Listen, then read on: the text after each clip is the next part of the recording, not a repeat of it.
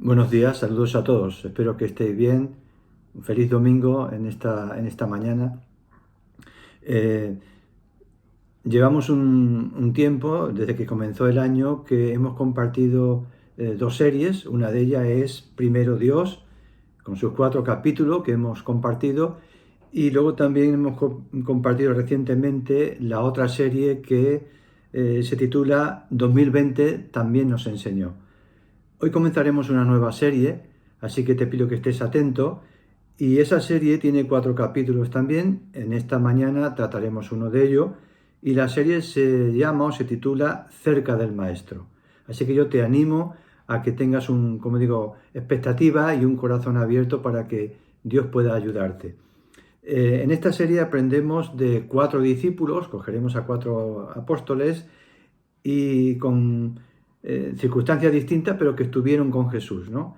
Entonces, esto lo hace muy interesante, porque vemos también que cada uno de ellos, aunque estuvieron con Jesús y esos 3 años de su ministerio, todo ese tiempo, prácticamente, vemos sus reacciones, como cada uno reacciona de forma diferente, vemos sus temores, su valor, vemos su evolución, sus desengaños, en fin.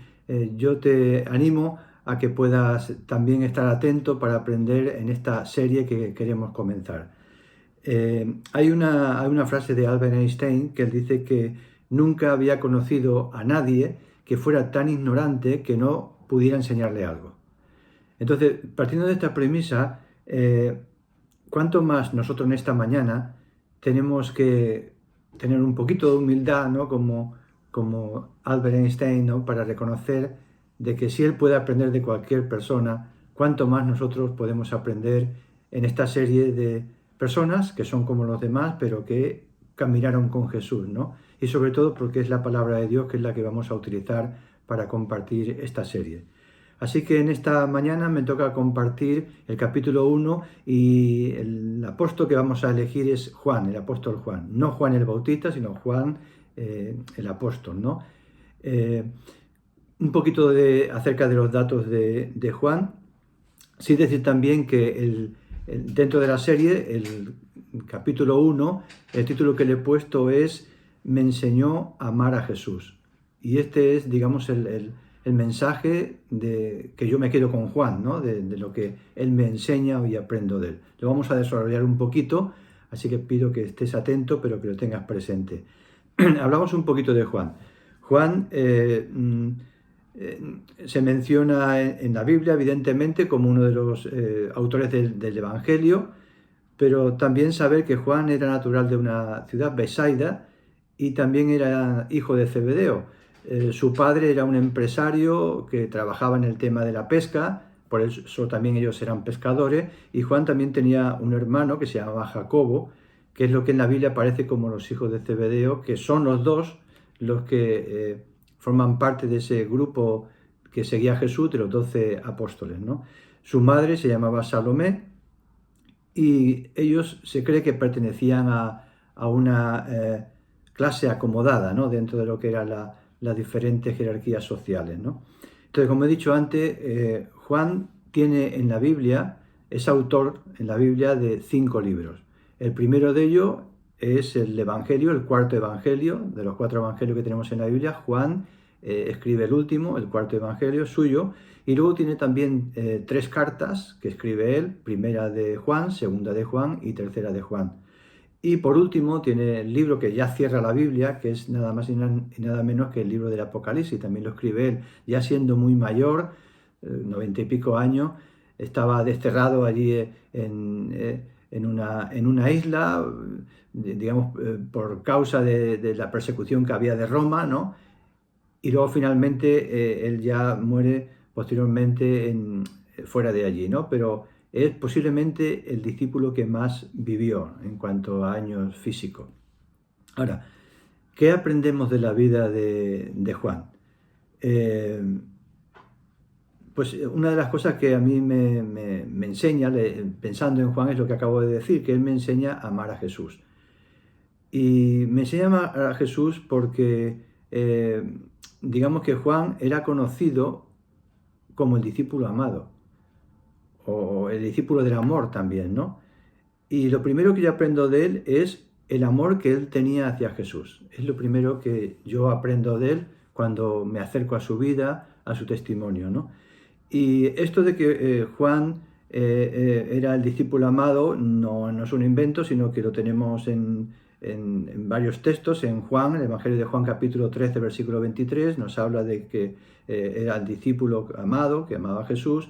En el capítulo 19 de Juan, versículo 26 también aparece, en el capítulo 20, versículo 2 también aparece, en el capítulo 21, versículo 20 también aparece, o sea que tenemos bastantes referencias lo puedes mirar tranquilamente en casa, de que Juan tenía esta característica. Hay algo muy importante también que hay que decir cuando hablamos de que Jesús amaba a Juan, ¿no? Y es que Jesús ama a todas las personas, Jesús ama a todo el mundo, ¿no? La respuesta no es que uno se la invente, sino que el mismo Juan lo escribe. Juan, cuando escribe en su Evangelio, el capítulo 3, versículo 16, él dice: de tal manera amó Dios al mundo que entregó a su Hijo Jesucristo para que todo aquel que en él crea tenga vida eterna, ¿no? Entonces queda claro, el mismo Juan lo dice, que Jesús, que Dios ama a todo el mundo por igual y que su muerte tiene que ver pues con ese amor, un amor real, ¿no? La semana pasada, si recordáis, nuestro pastor presidente de Salem, Marcos Vidal, compartió acerca de lo que era el tema de la Pascua, que la semana pasada lo recordábamos, y él hablaba acerca de esto, de la muerte y la resurrección de Jesús como un hecho histórico real, y que no se puede negar históricamente, ¿no? Aunque alguno pueda negarlo, pero bueno, también se puede negar la muerte, pero en realidad todos sabemos que hay cosas que aunque lo neguemos no va a cambiar esa realidad, ¿no? Entonces, la pregunta no es tanto si Jesús nos ama, la pregunta tal vez sería: ¿amamos nosotros a Jesús como lo hacía Juan, este discípulo, el discípulo amado? Esa es tal vez la pregunta, ¿no? No es la duda de si Dios te ama, ¿no?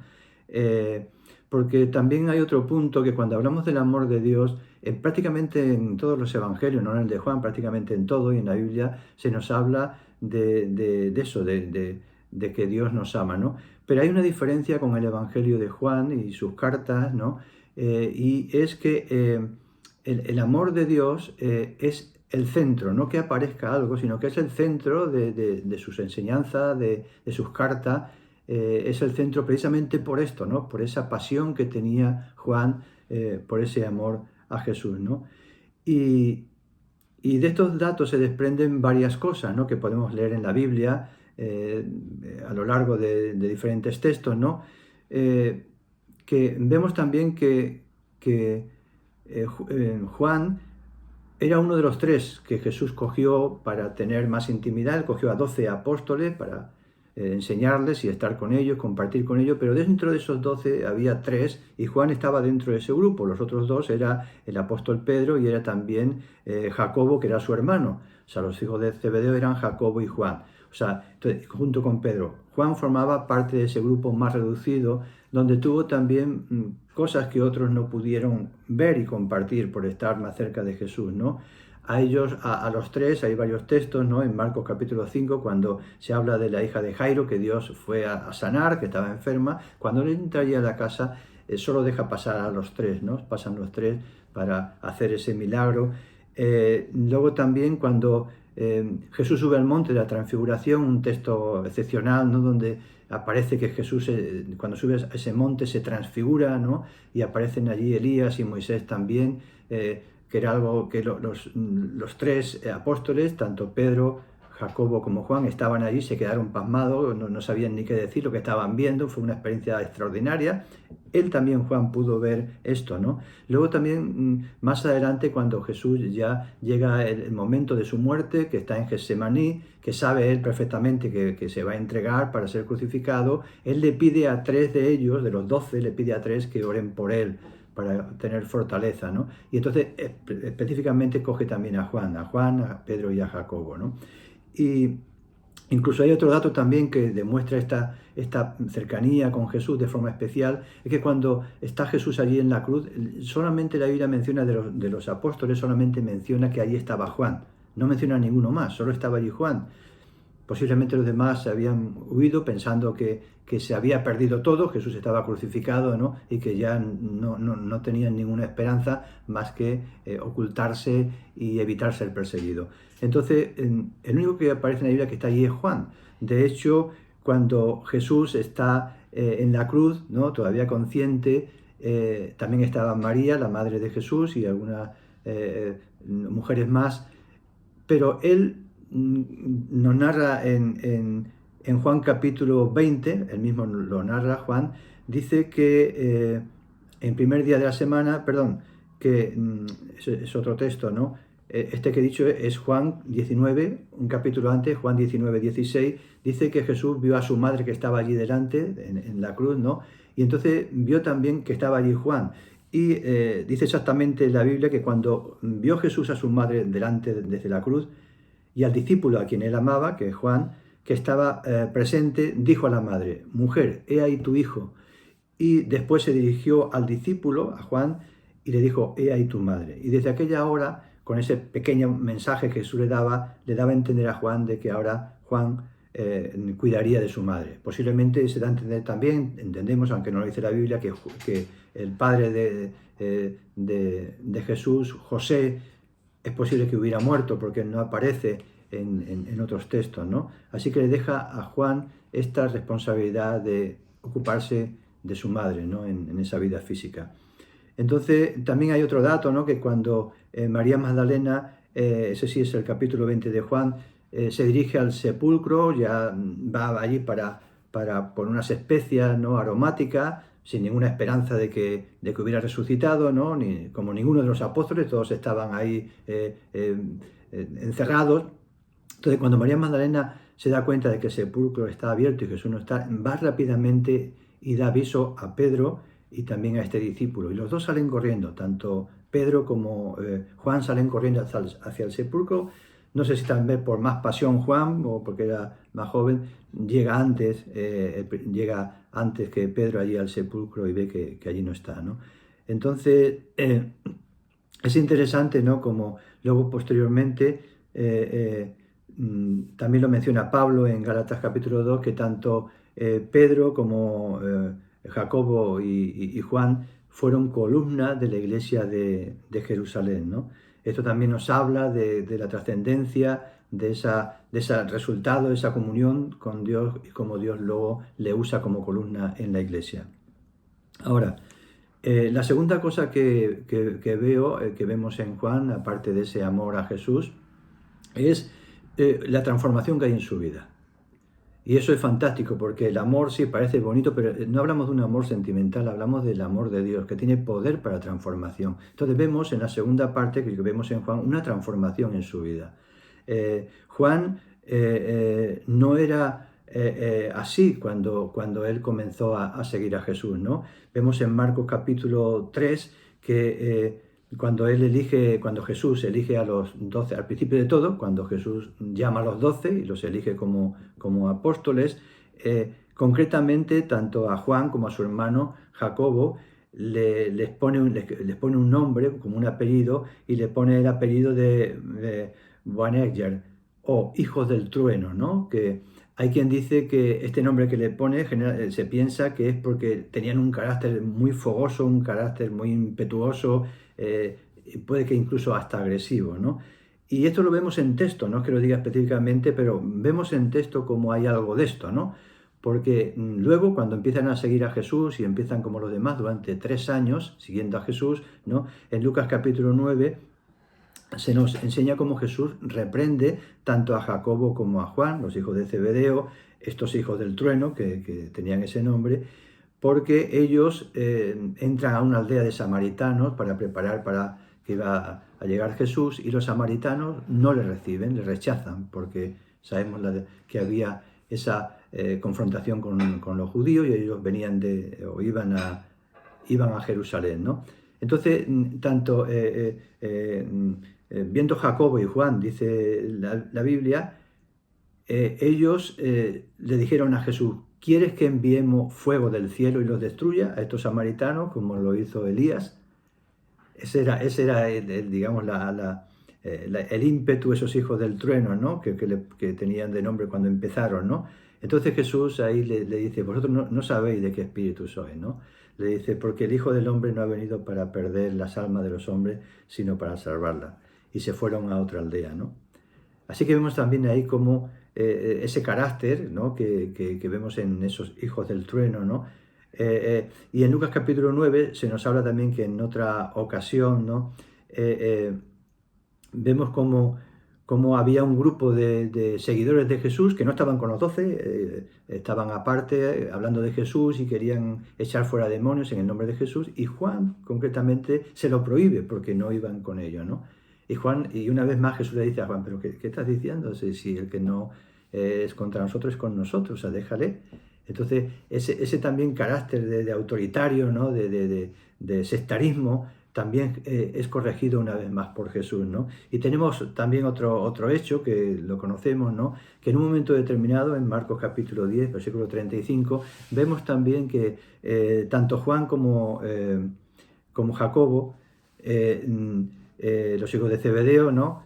Eh, los hijos del trueno, ¿no? Como decíamos, se acercan a Jesús y le dicen, queremos hacerte una petición, ¿no? Como a veces nosotros queremos pedir cosas a Dios y no sabemos ni lo que pedimos, ¿no? Entonces, y Jesús le dice, bueno, ¿qué queréis? Él ya sabía lo que él iba a pedir, pero dice, ¿qué queréis, no? Y él dice, queremos que cuando estemos en el cielo, ¿no? Pues que nos sentemos uno a tu derecha y otro a tu izquierda, entre millones de personas, entre millones de... Queremos que seamos nosotros, mi hermano a la izquierda y yo a la derecha o viceversa, ¿no? Y Jesús le dice, no sabéis lo que estáis diciendo, ni sabéis lo que estáis pidiendo. Dice, podéis beber del vaso que yo bebo, ser bautizado con el bautismo con que yo soy bautizado. Ellos dijeron, sí, podemos. Pero dice, a la verdad podéis beber de mi vaso y ser bautizado. Dice, pero el sentaros a mi derecha y a mi izquierda no es mío darlo, sino para aquellos para los que está preparado, ¿no? Cuando los demás 10 apóstoles escucharon esto, se enfadaron con ellos. ¿Pero están diciendo? O sea, ellos están poniéndose por encima de todo, queriendo estar allí.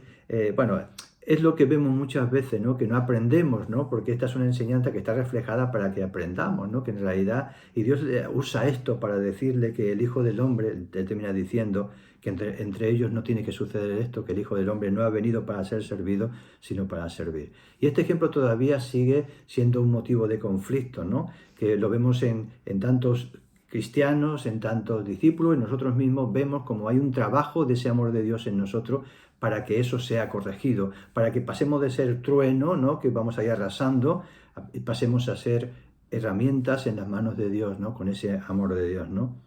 Así que esto nos habla, como he dicho antes, de la segunda cosa, que es un cambio radical que produce ese amor auténtico hacia Jesús. Es un cambio que vemos en los hijos de Zebedeo, hablamos de Juan en este caso, ¿no? Y una de las cosas que aprendemos, como he dicho, en este cambio es que aprender a amar, ¿no?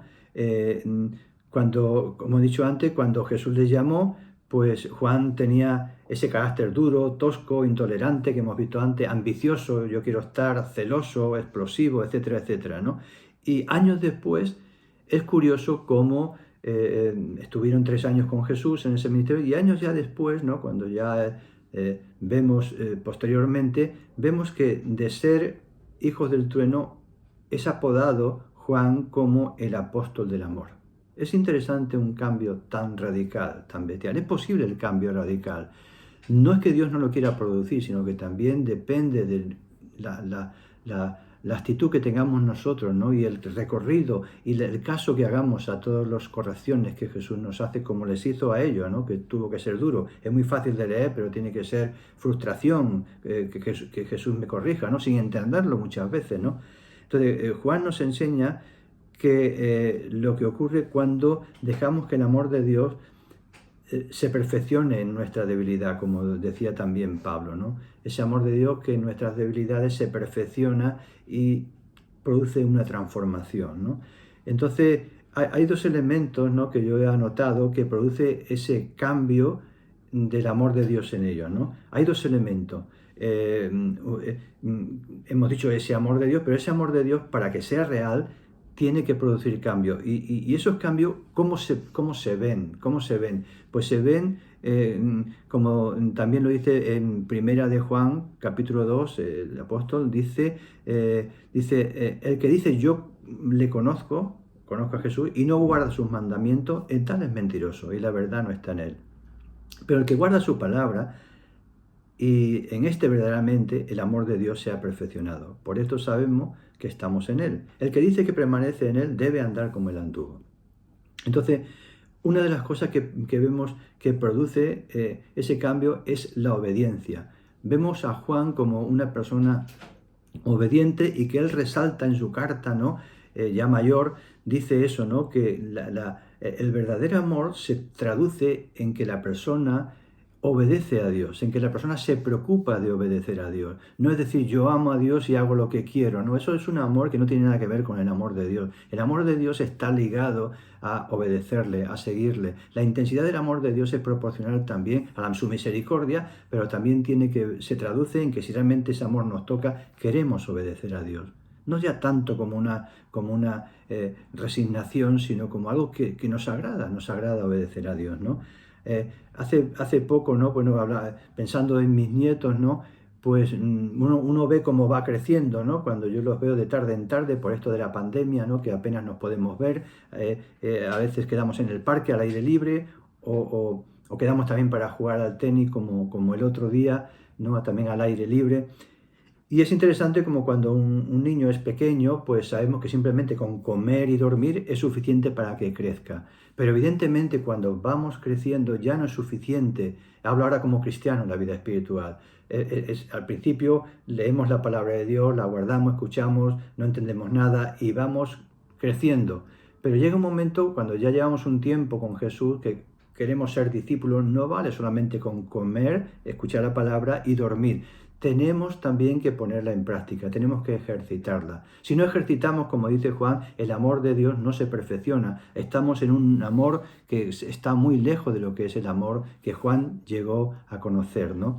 Y poniendo el ejemplo también que hablaba de mis nietos, ¿no? El otro día jugando al tenis me sorprendió algo, estábamos jugando en la pista, al aire libre, como digo, por el tema este de la pandemia, de la distancia, y me llamó la atención cómo habían progresado, cómo habían en poco tiempo, no sé si haría un mes o un mes y medio o 2 meses, tal vez no recuerdo cuándo fue la vez anterior, me daba cuenta cómo con diferentes edades, tienen diferentes edades, cómo habían progresado en el tema del tenis. Me quedaba sorprendido cómo golpeaba, hasta el más pequeño de todo, cómo golpeaba, pasaba la bola, comparado con la vez anterior, veía un cambio importante, ¿no? Entonces, pensando en esto, me daba cuenta que esto no sucede de una forma mágica, sino que ellos, de alguna manera,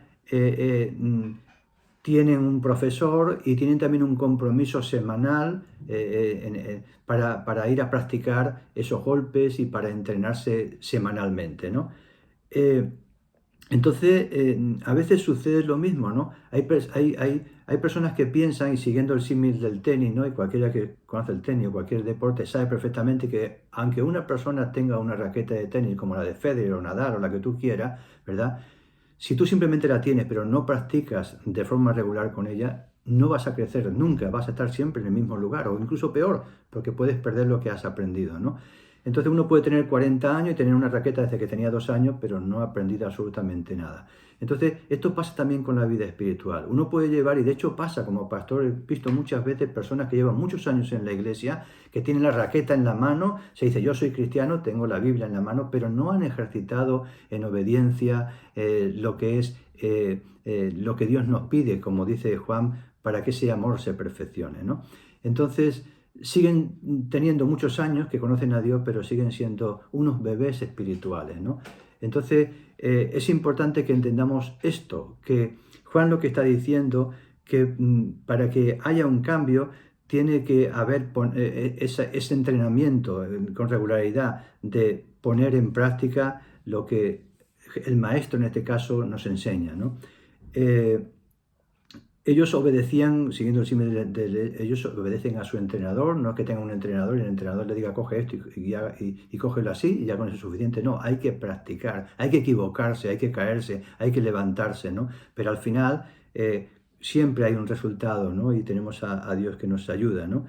Lucas capítulo 11, versículo 27, acerca de esto dice, mientras él decía estas cosas, una mujer, Jesús estaba hablando y diciendo algo, y una mujer de esa multitud, lo tenemos en Lucas capítulo 11, versículo 27, una mujer de esa multitud que estaba escuchando, mientras él hablaba, le dijo, se levantó y le dijo, bienaventurado el vientre que te trajo y los senos que mamaste, le dice a Jesús. Y Jesús le responde a la mujer, y él le dijo, antes bienaventurado los que oyen la palabra de Dios y la guardan. Entonces, él dice que más bienaventurado no es conocer, no es que te halaguen, no es que te digan muy bien, porque ¿de qué sirve todo esto? O que muchos likes, o lo que tú quieras. Lo importante, Jesús resalta, es bienaventurado, es aquel que oye la palabra de Dios, que escucha la teoría, pero luego se ejercita, la pone en práctica, ¿no? Así que hay dos elementos de cambio, ¿no? Que uno de ellos hemos dicho que es esa obediencia, ese entrenamiento, y el segundo es el acercamiento a Jesús, ¿no? Algo que también nos transforma es estar cerca de Jesús. ¿Qué es lo que le pasó a Juan? Juan no es que tuviera a lo mejor más, ¿cómo diría yo? Más perseverancia, o sí. Juan lo que tenía algo que era muy importante y es que tenía esa cercanía con Jesús, que ese amor de Jesús le capacitaba para ello, ¿no? En 1 Corintios capítulo 8, versículo 1, Pablo dice que el conocimiento envanece, pero el amor edifica. Entonces el verdadero amor de Dios, edifica significa que nos hace crecer, eso significa edificar. El verdadero amor de Dios, incluido obediencia, porque no hay obediencia, no es amor de Dios, es otra cosa, como dice Juan, eso es otra cosa.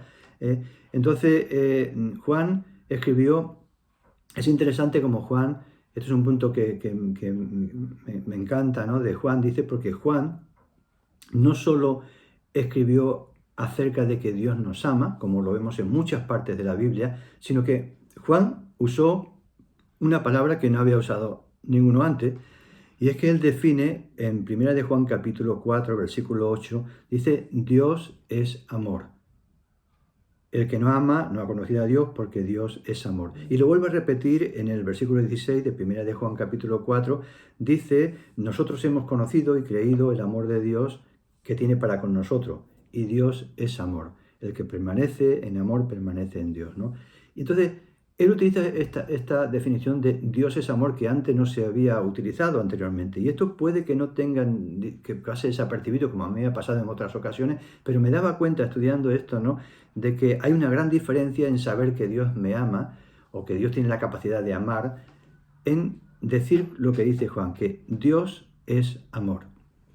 Y es una diferencia muy importante, ¿no? Porque que Dios sea amor nos habla no de que Él tiene un poco de agua, como esta botella, sino lo que nos habla es que Dios es amor, es que Dios es la fuente del amor, ¿no? Es como Jesús dice, yo soy el agua viva, ¿no? El agua de vida, ¿no? Entonces es diferente ser una fuente a ser algo. Yo tengo agua, si tú me dices, ¿tienes agua? Sí, yo tengo agua, pero yo no soy el agua. Entonces, la diferencia es que lo que aporta Juan es que dice no solamente que Dios nos ama, sino que Dios es amor. Y eso es importantísimo porque nos está hablando de una fuente, ¿no? Y es importante, ¿no?, saber que esa fuente es la que nos permite como cristianos, como le pasó a Juan, beber continuamente, ¿verdad?, de esa fuente que es inagotable y que produzca en nosotros fruto, como pasa como el agua que se extiende por tierra seca, ¿no?, que empieza a florecer, ¿no? Entonces, pasa igual con el matrimonio. El matrimonio, el problema no está que uno se distancie en el tema de economía o discrepancia de forma de pensar o que, yo qué sé, pues que distancia de salud, de lo que sea, de tantas cosas, ¿no? Lo grave del matrimonio, que es una relación también, es que se distancia el amor. Entonces, cuando nosotros nos distanciamos del amor de Dios, nos distanciamos, ¿no? Yo le sigo amando, pero no hablo de que no le ames, hablo de distanciarte de ese amor que Dios quiere que tengamos, de que Él sea la fuente, ¿no?, que nos acerquemos continuamente, ¿no? Y si entendiéramos este punto, ¿no? Yo espero que sí, que lo estás entendiendo, pero yo me costó también entenderlo, ¿no? Eh, mm, Sería un poco explosivo para nuestras vidas, ¿no? Y esto yo lo comparo, llegando ya casi al final, yo lo comparo como cuando Dios empieza a hacer la creación de la tierra y todo lo demás, ¿no? Como Él usa un orden, ¿no? Vemos como Él no crea ahí al hombre y crea las plantas, sino que usa un orden, ¿no? Primero separa la luz de las tinieblas, luego va poniendo cada cosa, la lumbrera, la luz, luego va ríos, etcétera, etcétera, y luego posteriormente ya pone las plantas, los seres humanos, y etcétera, ¿no? Entonces, eh, mm, cuando nosotros entendemos que hace más o menos unos 3.500 años, cuando Dios le dio a Moisés los 10 mandamientos, Dios usó un orden en esos mandamientos y no es un orden arbitrario. Y el primer mandamiento de todo que puso es amar a Dios con todo tu corazón. Hay mucha gente, ¿verdad? Y esto nos invita a pensar de que Dios es un Dios ególatra, ¿no? Como pasa con la mayoría de soberanos, ¿no? Que quieren que ser adorados y todo esto, pero Dios, en realidad tenemos que entender que Dios no es, no es un soberano, no es un rey cualquiera, no es sencillamente alguien que busca nuestra adoración. Jesús lo que nos está diciendo, o Dios lo que nos está diciendo con ese mandamiento, es que Él es la fuente. Entonces, Él es la fuente, quiere decir que si nosotros no tenemos ese primer mandamiento de acercarnos a Dios, no vamos a poder recibir el amor de Dios. Y decir que Dios es ególatra por decir que le amemos primeramente es tan absurdo como decirle a un grifo de nuestra casa o a la ducha de nuestra casa, ¿verdad? Que es un ególatra porque cada vez que yo tengo sed o me tengo que duchar tengo que recurrir al grifo. Cuando yo recurro a ese grifo para abrir ese grifo o esa ducha, no es que sea un ególatra el grifo, es que el grifo es el manantial que me llega ese agua que yo necesito. Entonces, Dios lo que nos está diciendo, Él es la fuente. Él es la fuente. Entonces, cuando entendemos esto de que cuando yo me alejo de Dios, no es que Dios va a pensar mal o que yo soy mal cristiano, no, es que me estoy alejando de la fuente. Y si me alejo de la fuente, por más que quiera, me meto en un desierto. Y si me meto en un desierto, no hay fruto, hay palmera de vez en cuando, pero hay más lagarto que otra cosa, ¿no? Entonces, así Dios, ¿verdad? Es con nosotros.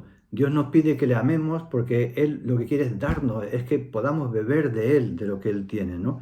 Y como he dicho antes, quiero ya finalizar, ¿no? con esto, diciendo que lo que a mí me ha enseñado Juan, en la siguiente serie hablaremos de otros apóstoles, está atento para la siguiente, pero es lo que he dicho al principio, me enseñó a amar a Jesús. Es lo que yo me quedo de Juan, ¿no? Y entendiendo, como he dicho antes, como obediencia, no puedo desplazar la obediencia como que yo amo a Dios, eso es una tontería, es engañarse, como dice él, ¿no? El que cree esto se engaña a sí mismo, ¿no? El mentiroso. Y lo segundo es el acercamiento a Jesús, como decía antes, ¿no? Porque el acercamiento a Jesús nos transforma nuestras cargas en algo llevadero. Venid a mí los que estéis trabajados y cargados, venid a mí. Está diciendo que si yo me acerco a Él, Él va a llevar mi carga. Ya no es que yo sea un ególatra, es lo que te digo, yo soy la fuente, yo soy el que te ayuda, yo soy el que te levanto. Entonces yo necesito ir a Jesús no ya porque Él lo desea así, sino porque necesito, ¿verdad? Como necesito el agua. No hay nadie tan torpe y tan tonto que diga, yo soy tan autosuficiente que no necesito beber. Es una tontería, ¿verdad? O necesito ir al baño también, algo tan básico, ¿no? Entonces necesitamos. Quiero que veas el amor de Dios no como algo que tú le haces un favor a Dios, como cuando tú amas a alguien que, bueno, yo te amo y eso te alegra, sino como que yo le necesito para que mi vida sea prosperada. Y termino con ese texto de Juan capítulo 4, versículo 13, cuando Jesús está en ese pozo en Samaria con esa mujer y él dice, el que bebe del agua de este pozo vuelve a tener sed, pero el que bebe del agua que yo le doy será un manantial que sale para vida eterna.